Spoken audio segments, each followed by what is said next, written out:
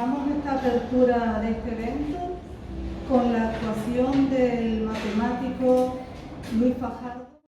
En un proyecto que inició María José Godoy con Zulia, con alma de mujer, reunía a 20 mujeres poetas y se tuvo la idea de musicar a las 20 mujeres, extraordinarias mujeres poetas. Este verano le pedí a Pepa Aurora que me pasara algo suyo para musicarlo y me pasó un extraordinario cuento. De esos cuentos que nuestras madres cuando éramos pequeños nos contaban y que lloraba uno de alegría. Gracias por el poema, por el cuento, Pepa Aurora, y gracias María José por, en principio, que le diéramos esta sorpresa a Pepa Aurora. Se llama Un cuento.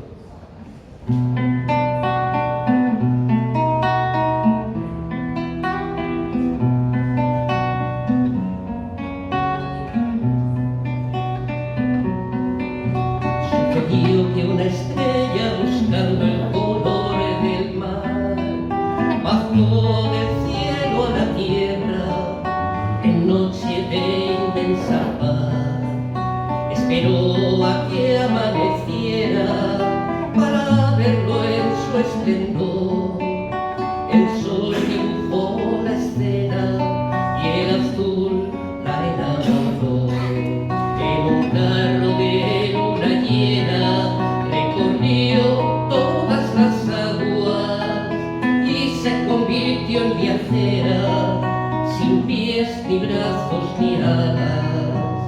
Me adaptaré a este planeta, viviré en cualquier lugar, dormiré sobre la arena o en un charquito de sal. Dormiré sobre la arena o en un charquito de sal. Vamos, vamos, compañera, retorna conmigo al cielo. No iré porque no quiero, en paz quedar. No queremos coartar tu ganada libertad, en paz quedar. Y sin más, una estrella quedó en la tierra, enamorada del mar, enamorada del mar.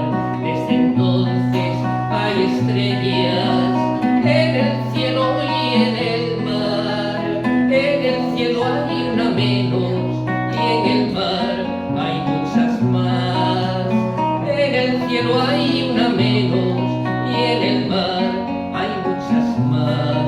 Y sin más, una estrella quedó en la tierra, enamorada del mar, enamorada del mar.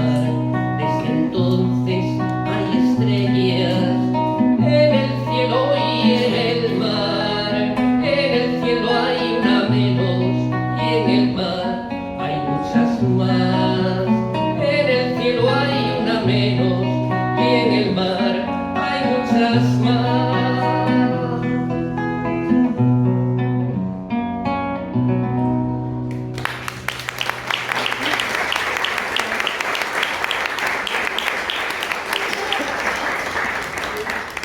No será la primera vez que la vamos a oír, porque porque la vas a tocar muchas veces. Mi más sincero agradecimiento a la Biblioteca Insular de Gran Canaria por brindarnos este espacio y abrir sus puertas para que este evento pueda celebrarse.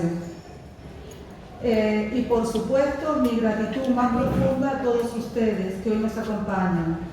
Su presencia hace que este encuentro cobre aún más significado.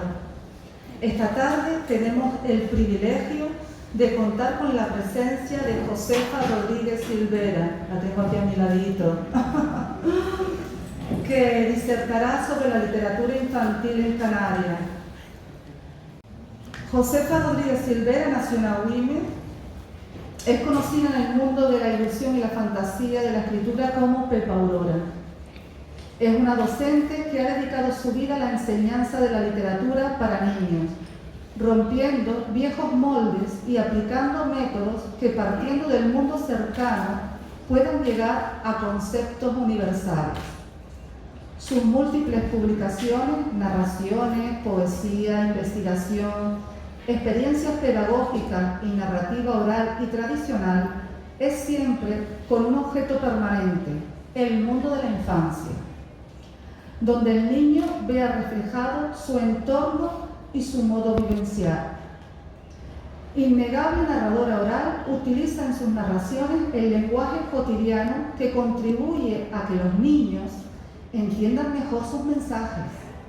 Su lenguaje escrito se caracteriza por la utilización de muchos recursos literarios que le dan un toque muy personal. Recupera el lenguaje tradicional en uso y enriquece la tradición, transformándola al alcance de los más pequeños. Ha trabajado en diferentes proyectos pedagógicos y es autora de más de 80 libros de temática infantil, que incluye narrativa, poesía y teatro, por los que ha recibido numerosos premios y distinciones. Ha publicado también en colectivas nacionales e internacionales, en periódicos provinciales y en revistas literarias. Muchos de sus poemas han sido musicalizados por afamados compositores. Entre ellos tenemos a Luis Fajardo, Blas Sánchez, a cantantes como Nino y Nérida, José Luis Calcine. Tiene numerosos premios nacionales e internacionales de poesía, teatro y narrativa infantil, así como distinciones y reconocimientos. Ha sido distinguida como miembro de honor de la Academia Canaria de la Lengua. El Pleno del Ayuntamiento de Ingenio la ha nombrado hija predilecta y han puesto un parque, si esto lo digo, con su nombre, Parque Infantil de la Lectura Pepa Aurora, entre otros muchos. Y sin más dilación, les dejo con la conferencia de Pepa Aurora.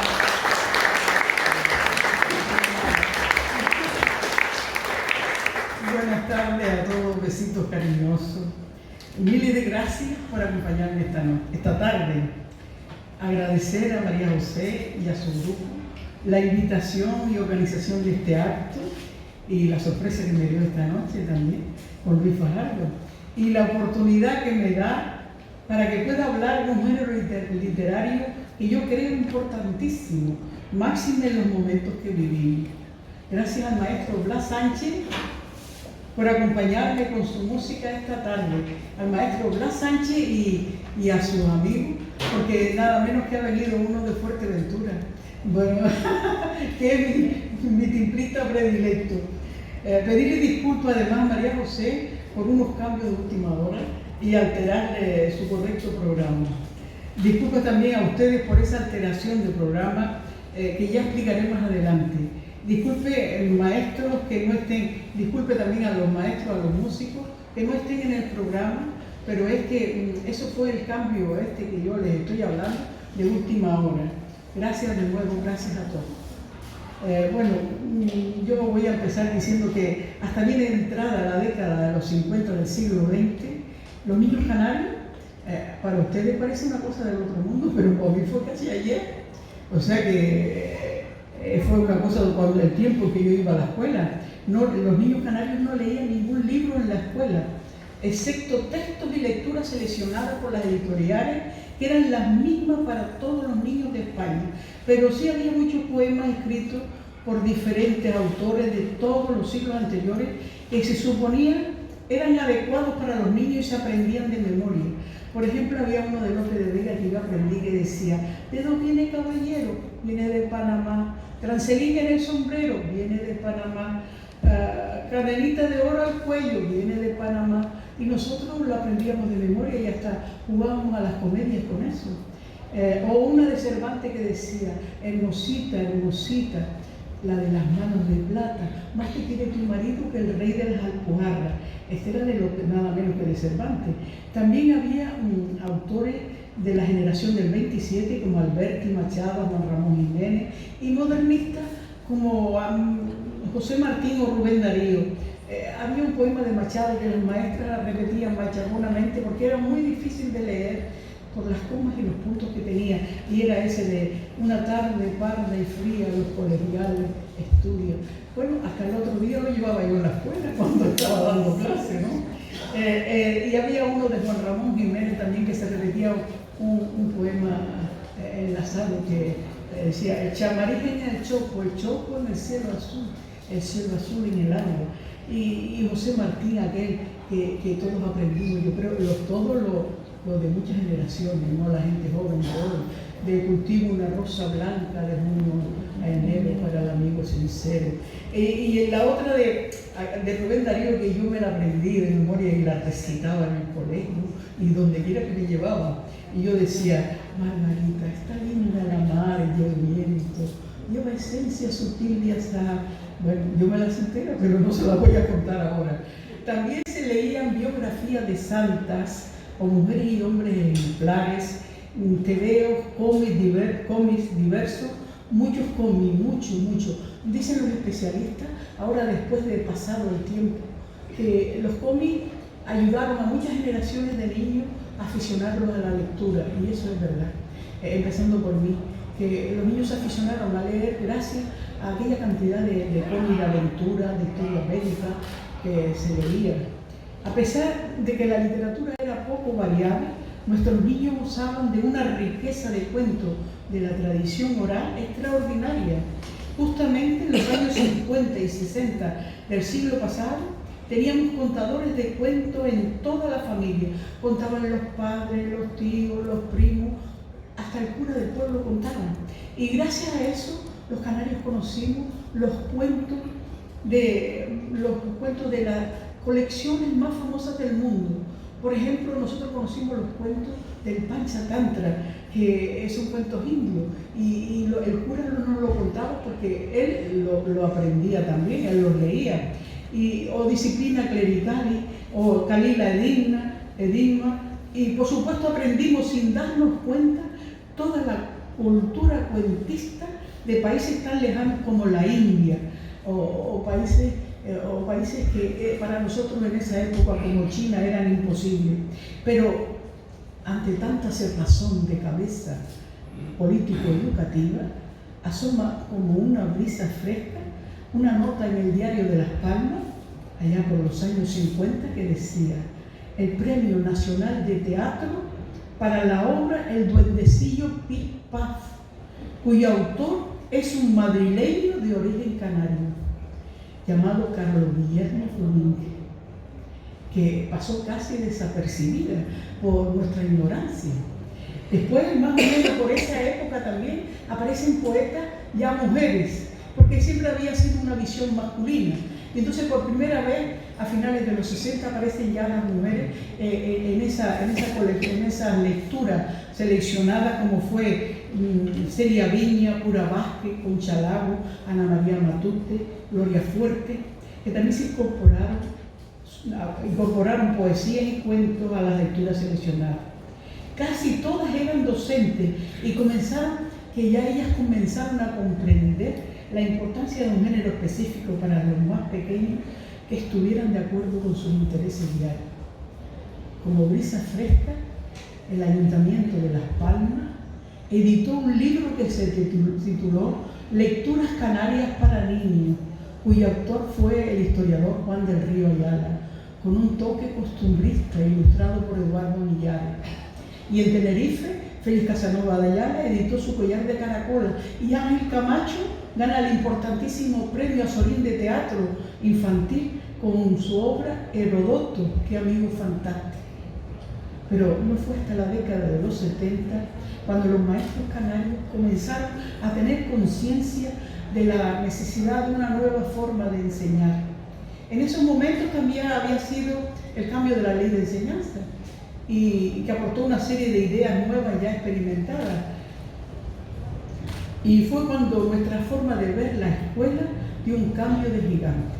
En esos momentos se desarrolló un movimiento de maestros denominado Escuela Canaria, y se crearon diferentes colectivos y grupos intentando trabajar por una idea ilusionante: conseguir una literatura para niños sabiendo que este género literario es sumamente importante para su desarrollo integral.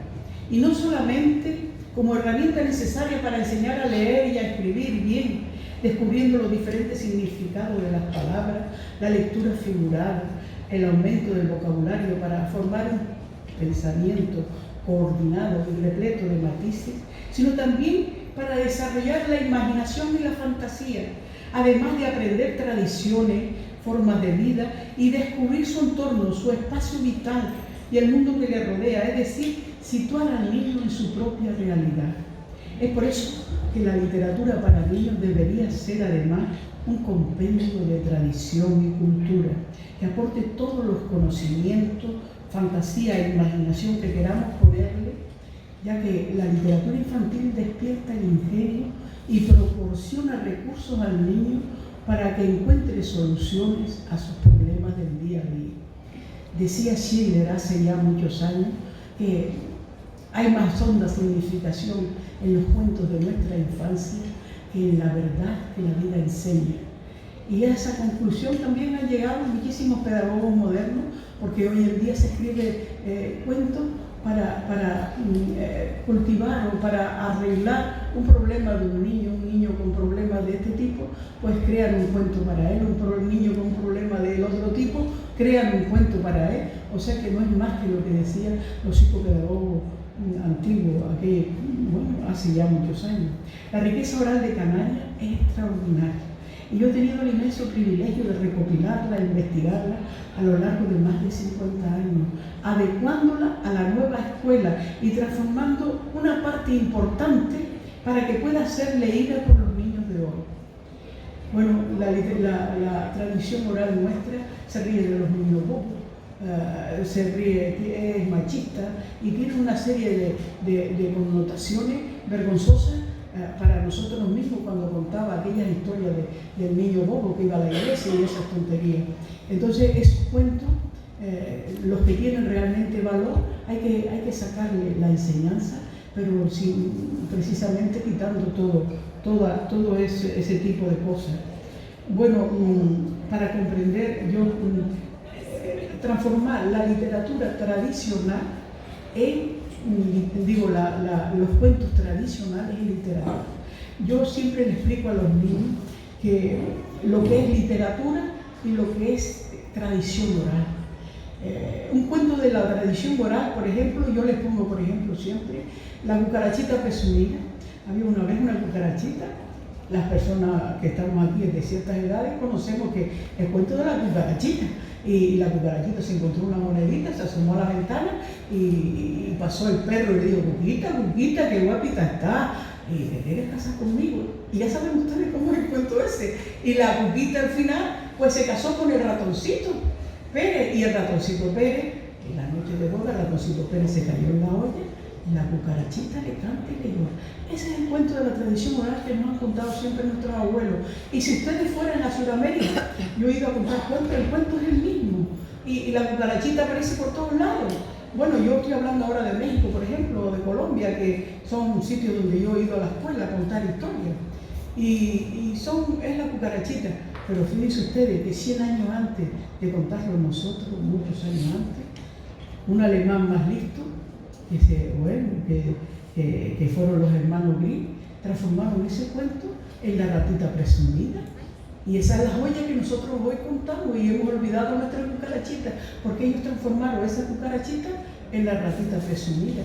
Para los alemanes la cucarachita es un animal asqueroso, entonces no querían poner la cucaracha. Y también la rata, como nombre así, es malo. Sin embargo, la ratita de campo, que es la que funciona en el cuento, para ellos es un animalito precioso. Y transformaron el cuento con una calidad tremenda, y hoy todos leemos esas joyitas. Nuestro país ha tardado muchísimo en reconocer la riqueza nuestra riqueza en la oralidad cuentista. La primera recopilación que se hizo en España, imagínense ustedes, fue en 1947. Lo hizo el libro se titulaba Cuentos de Castilla, lo hizo un maestro llamado José María Espinosa en 1947.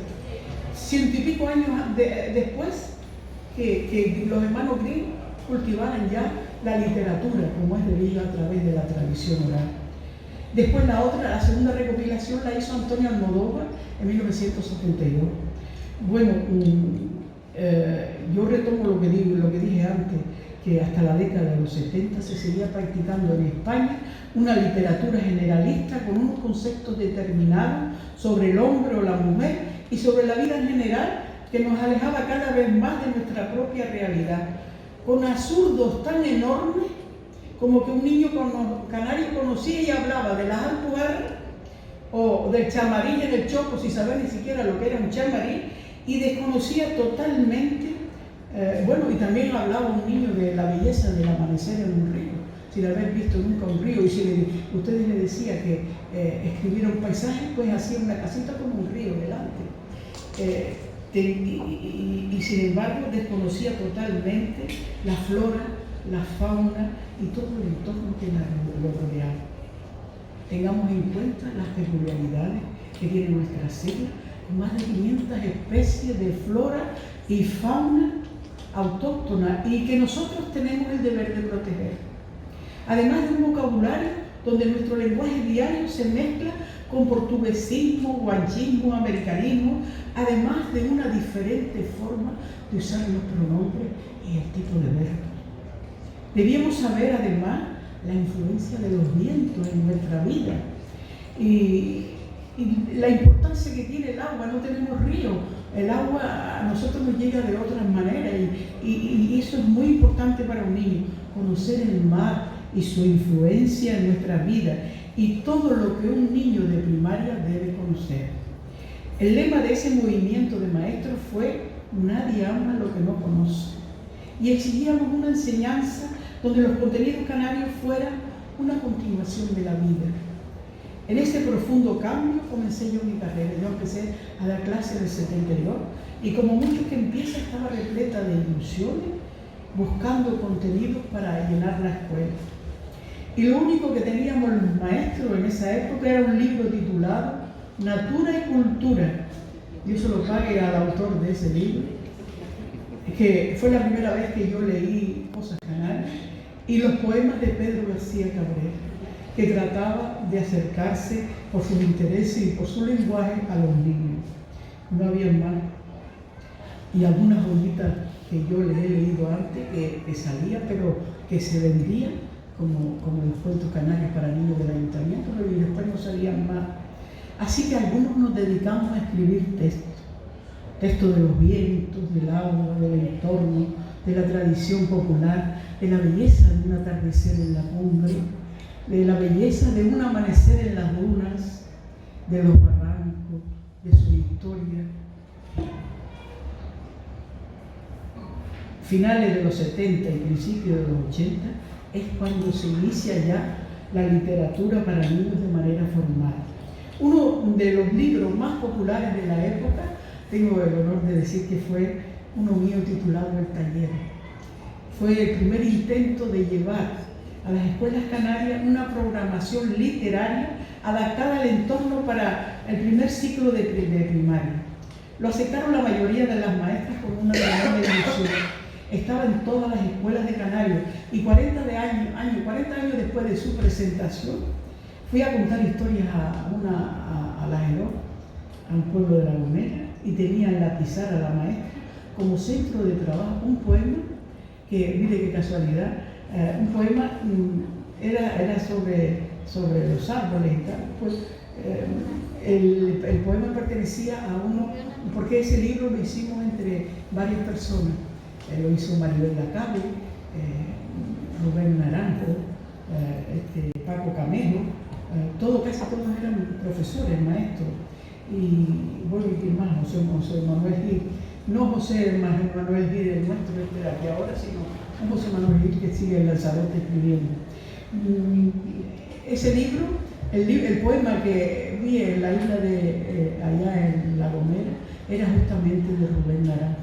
Bueno, Rubén, a ver si por favor nos vuelves a regalar alguna vez algo para los niños. Está dedicado a la novela negra y los niños se han quedado olvidados.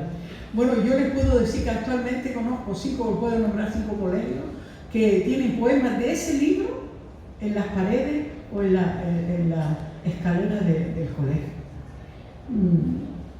Entre los primeros materiales escolares difundidos en Canarias figuran, además del taller, un libro que se llamaba Tambarán, de Manuel Collado, que es una aproximación a la geografía y al entorno físico de las islas; Pinta Canaria, de Luis Morera, de La Palma; Boliche, una colección de 16 cuadernos para enseñar a leer, y otra serie de 32 libros o cuadernos, no eran libros, eran libretos más bien, llamada Volcán, que después se transformó en libro, realizada por maestro y dirigida por Félix Unida. La década de los 80 es cuando aparecen y se consolidan los primeros escritores para la literatura para niños. Fueron los textos escritos en esta época los que llevaron por primera vez a la escuela nuestras peculiaridades y nuestra historia, además de descubrir la grafía y el conocimiento de palabras tan sencillas como tabaiba, balo, tajinaste, alicio, hable, usadas en nuestro vocabulario diario, que además tienen una significación concreta para nuestros niños, pero que antes eran imposibles de encontrar en un texto escolar. Los libros de esta época se caracterizan por la canalidad y el afán a que prevalezca el paisaje autóctono, las tradiciones, la flora y la fauna. Son los temas recurrentes para los más pequeños. Resulta curioso cómo se nota en la literatura una preocupación por lo ecológico y por la conservación de especies en peligro, aunque predomina la exaltación por la belleza, en un deseo pedagógico subconsciente de despertar el amor por todo lo que les rodea. En la literatura juvenil predomina lo descriptivo y convencional, la historia y la tradición. Esos son los temas trabajados de diferentes ópticas y estilos. Ahora voy a utilizar este libro, mi libro se llama Literatura Infantil en Canarias, Apuntes para la Historia. Este libro fue editado en el 2012 y recoge 50 años de literatura infantil en Canarias, todo lo que se leía en las escuelas, las editoriales, los ilustradores, recoge todo lo que referente a la literatura infantil existía en Canarias.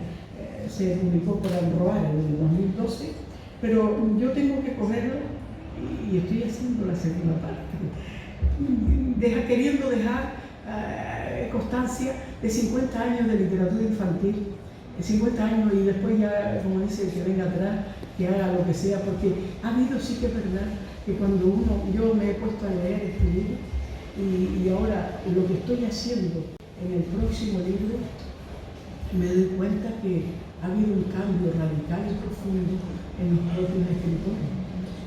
Claro, como si dijéramos, hemos caminado hacia adelante, hemos subido un peldaño, 1, 2 y 3 peldaños, y eso se nota, queramos o no, en la literatura. Bueno, pues yo voy a leerles aquí, después me voy a parar en algo que ya les contaré, pero contarles que el primero que editó en esta época fue nuestro queridísimo Luis Pérez Aguado. Él escribió un libro que se llamaba Chicanario en el año, el libro consta de 4 partes, no 3 partes, 1, 2, 3, 4 partes, pero la primera fue en 1978. Después sigue, yo lo voy a nombrar por estricto orden de publicación. Yo tengo todo el libro editado por orden estricto de publicación, porque había mucha gente que escribía pero no editaba, o en mi caso yo escribí mucho en los años 70 pero no pude editar porque no tenía editorial. Yo vivía en el otro extremo de la isla, estaba dando clases, estaba trabajando y no tenía tampoco dinero para venir a Las Palmas a editar porque se pagaba, y tampoco tenía amistades en el Cabildo para que el Cabildo tuviera la delicadeza de editarme un libro como se lo editaba a mucha gente, ¿no? Pues entonces tuve que esperar a que existiera una editorial, y fue allá en los años 1980 cuando Edilka ya se le dio por Edirca, que era la mejor editorial que había en todas las islas, para ser honesta, y Lázaro Santana, que era su encargado, su jefe, pues me llamó y me dijo, ¿quieres editar con nosotros? Y vamos, que con los ojos abiertos y los brazos abiertos y todo. Pues aparte de Luis Pérez Aguado, que luego me voy a detener en él, tenemos a Félix Casanova de Ayala, que reeditó el libro El collar de caracoles en 1981. Después vino Félix Duarte Pérez, el palmero, que editó Leyendas Canarias, también en Edirca, en 1981. Después Víctor Ramírez editó un libro para niños mayores, para juvenil, que se llama Lo más hermoso de mi vida, en 1982. Parecía que ese tipo de libros lo iba a encajar, pero después les cuento. Y Isabel Medina, que editó su primer libro para niños, Cuentos Canarios para niños, en 1983.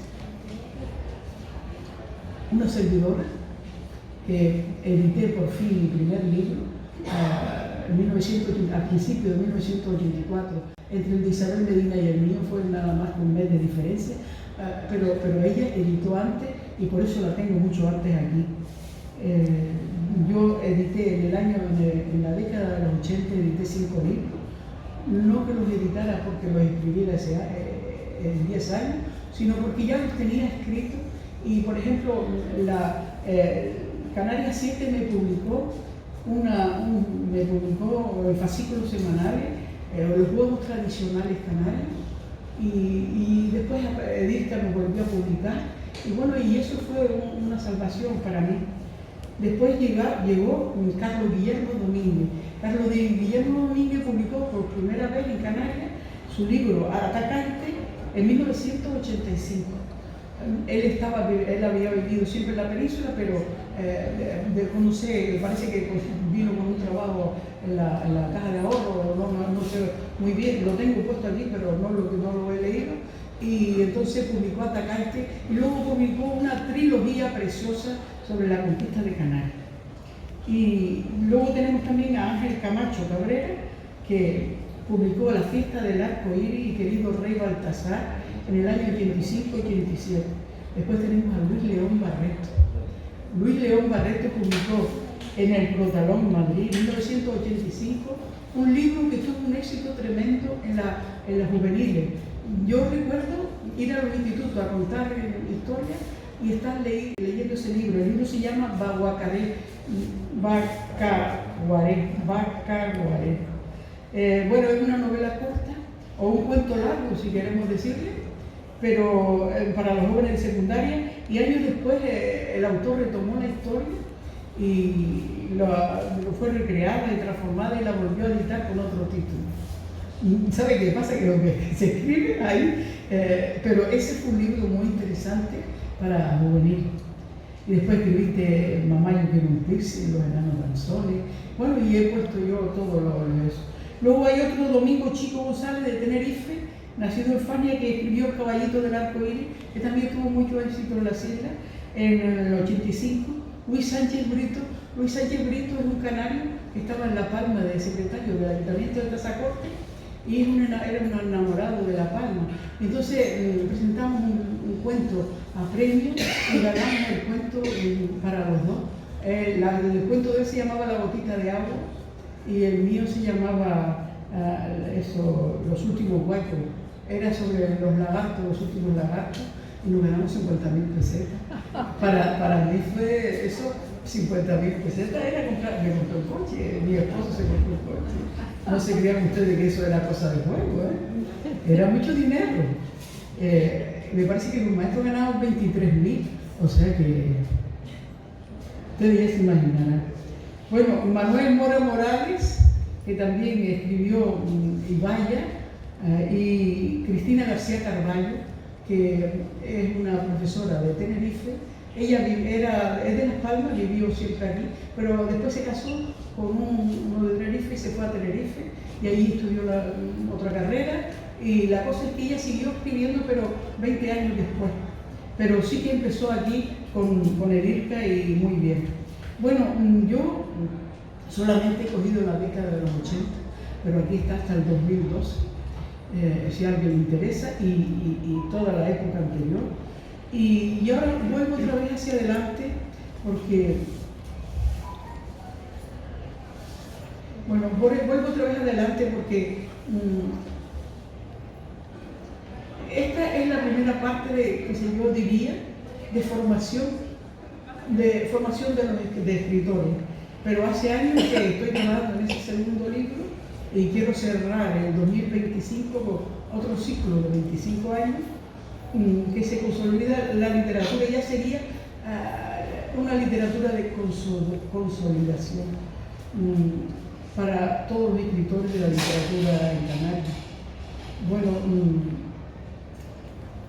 para ser honesta con ustedes, es muy doloroso la poca ayuda que se tiene en este sentido.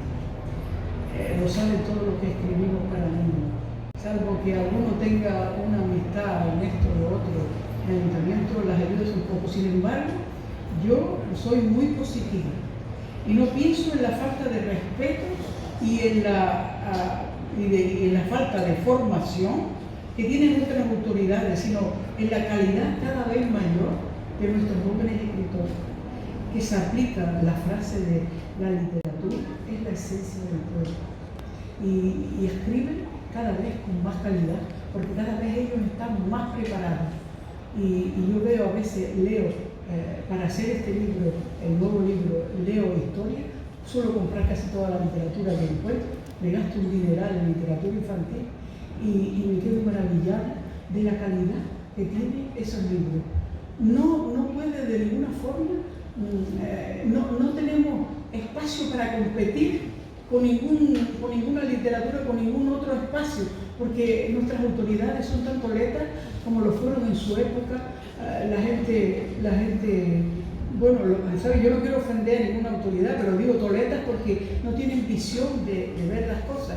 Se traen montones de gente acá a promocionar sus trabajos infantiles y no es capaz de coger a un grupo grande y llevarlo fuera para que ellos promocionen su literatura.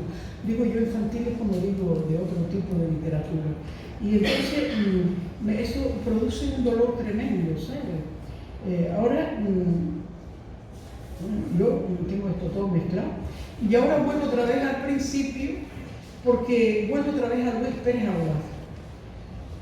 Resulta que cuando yo ya tenía organizado la charla esta, María José tenía ya la charla organizada, que quien la organizó fue ella, y quien ha trabajado ha sido ella. Yo se lo pagué. Pues entonces se murió Luis Pérez Aguad, y de verdad que eso me causó a mí un dolor tremendo. Yo lo recuerdo el lado de frío en la presentación del libro de Chichi, arriba en la atalaya, porque frío como este yo no había pasado hace muchos años. Y aquel hombre enfermo, pero con una ilusión tremenda para acompañar a Chichi. Entonces, él me acompañó. Sucede que el hablar de la literatura infantil, como yo venía hoy a hablar de ella, sin hablar de Luis Pérez Aguad, me parecía que era una vergüenza y una humillación, porque él se merece muchas cosas. Entonces yo llamé, ya estaba todo organizado, llamé a María José y le dije, mira, voy a coger unos minutos para hablar de Luis.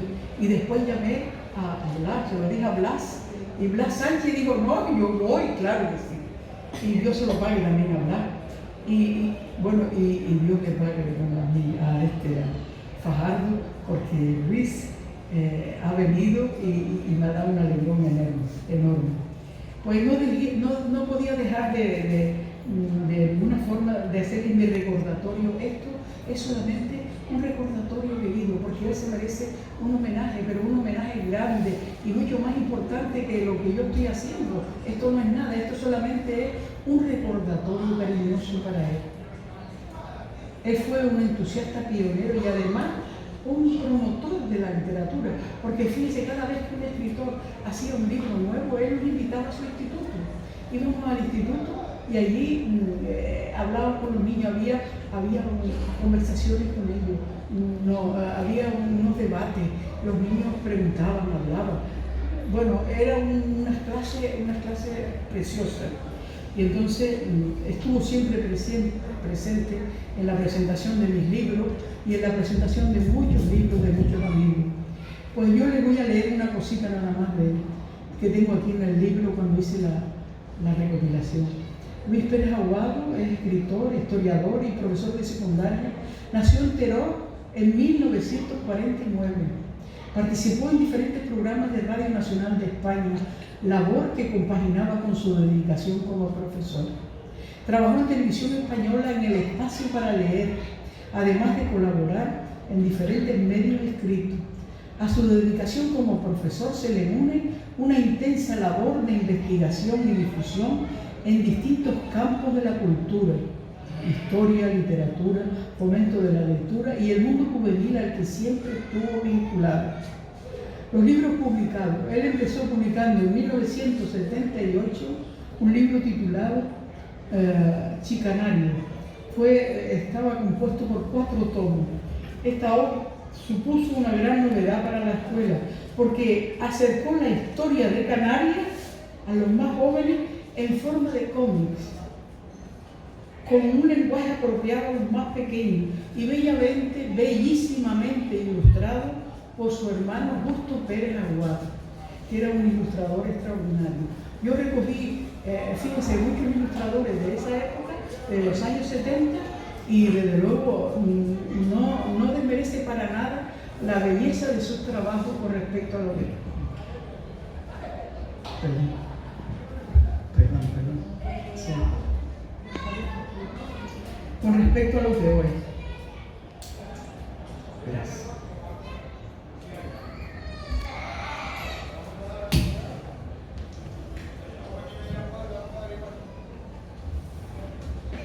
El primer tomo de Chicanario se llama Aborígenes. Fue prologado por Luis Rodríguez Loreto. Está dedicado a los usos y costumbres de nuestros antepasados. Después escribió La Conquista 1 y Conquista 2. Están prologados por los profesores Joaquín Blanco y Alfonso de Armas Ayala.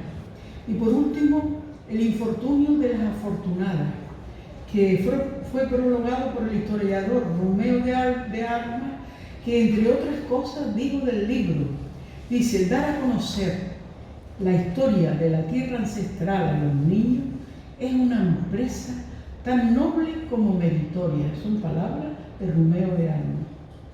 Si en esta tarea el autor se reviste de objetividad, procurando divulgar los últimos adelantos de la investigación, el mérito acrece mucho más. Los cuadernos están escritos para los menores de edad y a saber, pero estamos seguros de que a hurtadillas muchos mayores se acercarán a sus páginas para conocer un pasado oculto que le fue encubierto por la desidia de sus progenitores y maestros, cuando no de su propio abandono. Bueno, él ya reconoce, aquí sucedió que al escribir sobre la historia de Canarias y empezar su trabajo, fíjese qué contradicción tan grande. Pues eso enseguida se enfrentó a una serie de personas, a una serie de ideas, y ese enfrentamiento le causó a él, yo creo, mucho dolor. Bueno, yo puse aquí estos libros escritos por un maestro, causaron un notable revulsivo en la escuela de las islas y un gran éxito de lectura en los niños, además de abrir la puerta a otros maestros creadores. Pero sé que él sufrió mucho, lo mismo que sufrimos muchos escritores que comenzamos en una época con el cambio brusco de muchos maestros que no querían esa enseñanza porque les parecía que tal y de cual nosotros estábamos aprendiendo y posiblemente escribiéramos muchas cosas absurdas, pero eso es lo que hay. Todo el que empieza no escribe perfecto. Por eso digo que hay una diferencia muy grande entre lo que se escribieron en una época y lo que escribimos ahora, ¿no? Está completamente donde ahora la fantasía y donde ahora podemos competir con quien sea y como sea en las mejores condiciones. Bueno, y después estuvo por lo menos muchos años sin escribir, más de 10 años, pero se dedicó a investigar. Hizo varios libros en ingenio, y tal vez por eso tenía yo una gran amistad con él, porque él estuvo investigando en mi pueblo y hizo unas cuantas cosas y estaba muy contento con eso, pero después le entró otra vez el gusanillo de la escritura para los jóvenes y escribió Timosaria, volvió a repetir Zarapito y escribió un libro que se llama Tararí que te vi, que yo le ayudé a presentar. Lo de Zarapito, lo de Timosaria son leyendas canarias.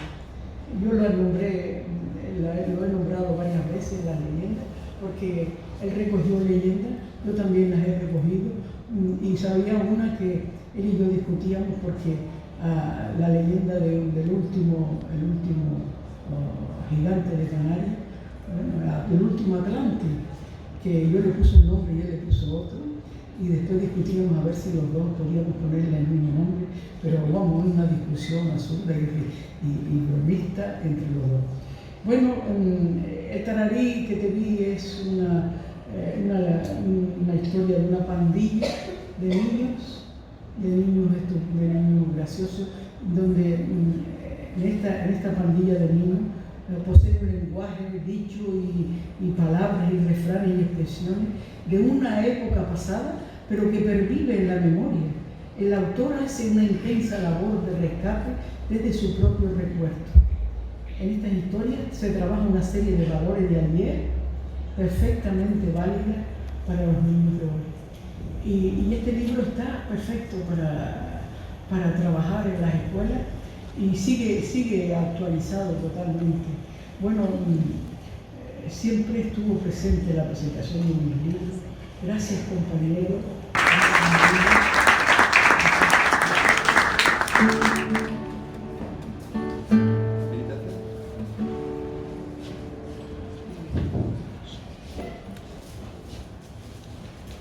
Nosotros tenemos un pensamiento único. Valencia, Barcelona. Y nosotros hemos encontrado un pequeño repertorio en la alma o la vida de los que han muerto.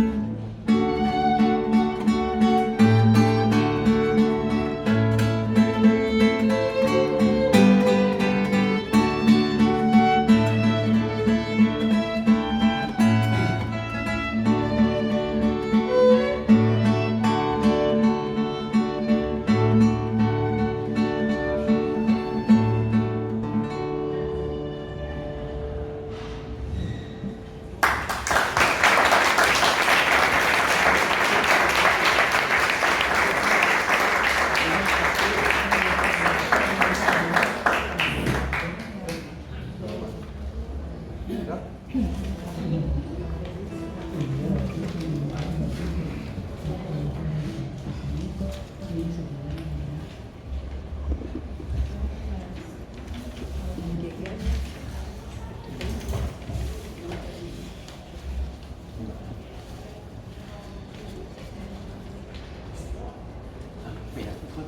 podemos tocar esto.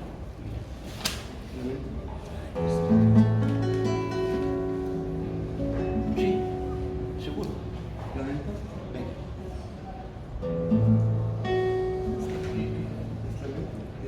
Sí.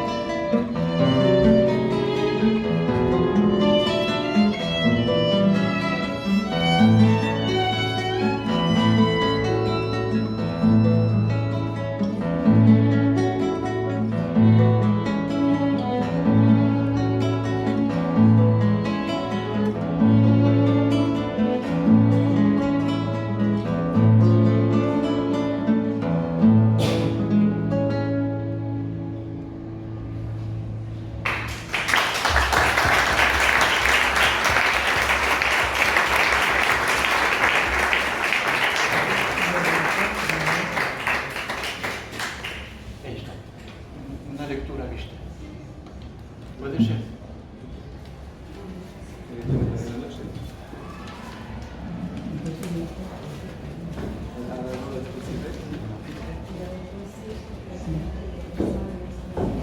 Paloma bien.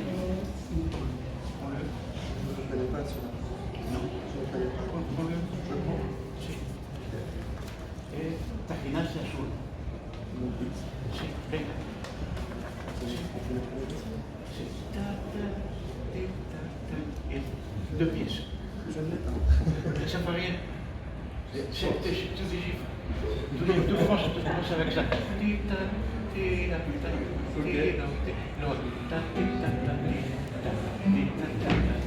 Es lectura vista, esto es lo que es lo más bonito. Es la improvisación. D'abord celui-là. Sí. Gracias. Usted sabe lo que es una sorpresa, ¿no? ¿Qué es? Una monja que tiene problemas. ¡Sorpresa!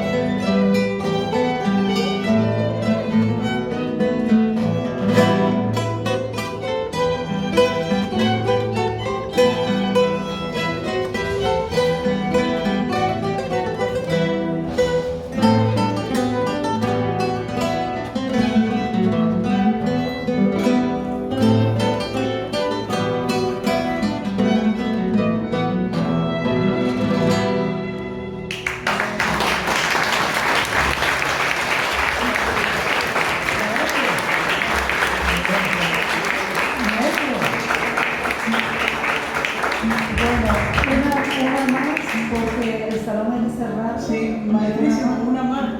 Y sí, porque la biblioteca cierra a las 8 y hay que cerrar el salón. Terminamos con una improvisación. Sí, mira, la última. Yo no sé lo que va a tocar. Ah, Yo bien, tampoco. bien. Mira, la Stephanie. De las Stephanie.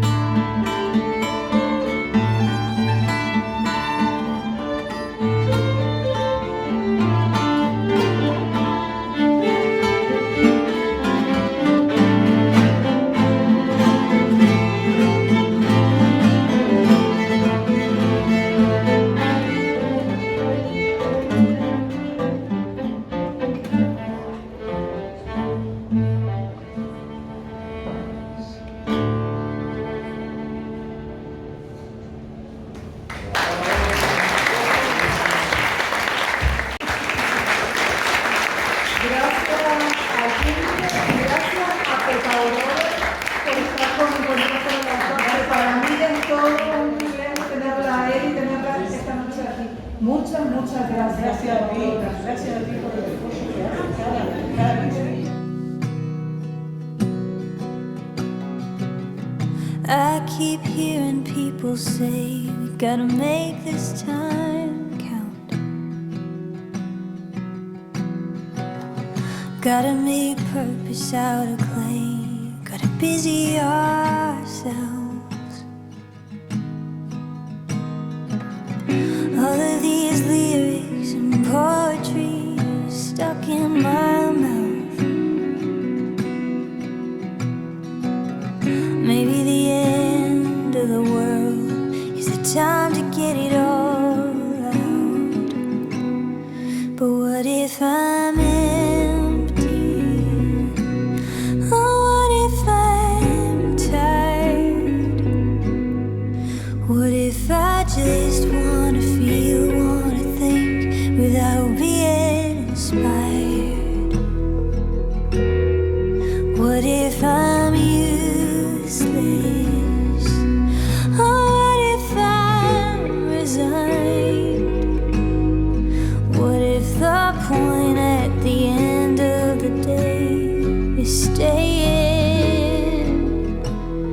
alive.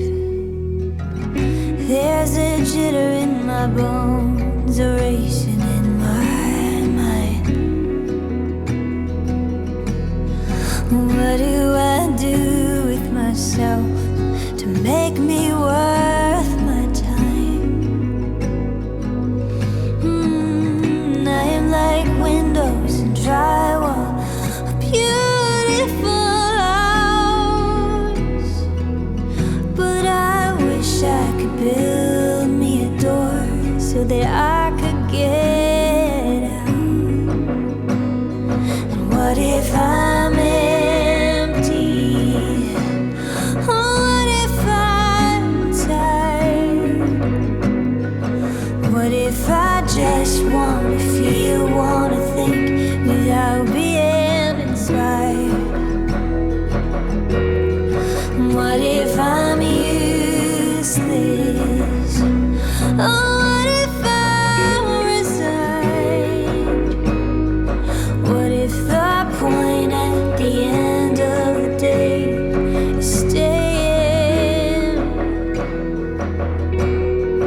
What if the point at the end of the day is staying alive? What if the point at the end